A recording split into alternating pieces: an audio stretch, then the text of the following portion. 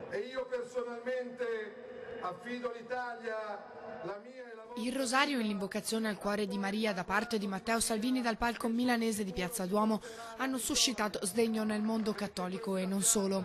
Dal Veneto però l'assessore regionale leghista Marcato vuole sottolineare un aspetto esprimendo la sua solidarietà al vice premier. Tutto sto sconvolgimento, tutto sto scandalo perché Matteo Salvini usa il rosario e ha parlato della Madonna.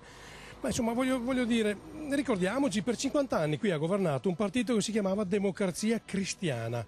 Cristiana. Se non eri cristiano non eri democratico. Abbiamo preti, vescovi, cardinali che fanno politica da sempre, abbiamo preti, vescovi e cardinali che si interessano di cose che non sono di loro competenza, però ci scandalizziamo se lo fa Matteo Salvini. La religione è sempre stata al centro della politica, non facciamo finta che non sia così. Ecco, l'impressione invece è che ci siano le forze che contrapposte a noi che stanno alzando i loro contraerei perché hanno capito che il popolo ha una grande voglia di cambiamento. Matteo Salvini e la Lega stanno interpretando questa voglia di cambiamento e tutto questo fa paura. Marcato è fermamente convinto che questo sia solo un modo per screditare Salvini e la Lega. Quando tu prendi un partito al 3% e lo porti al 40% in 2 anni è del tutto evidente che questa onda d'urto dà fastidio.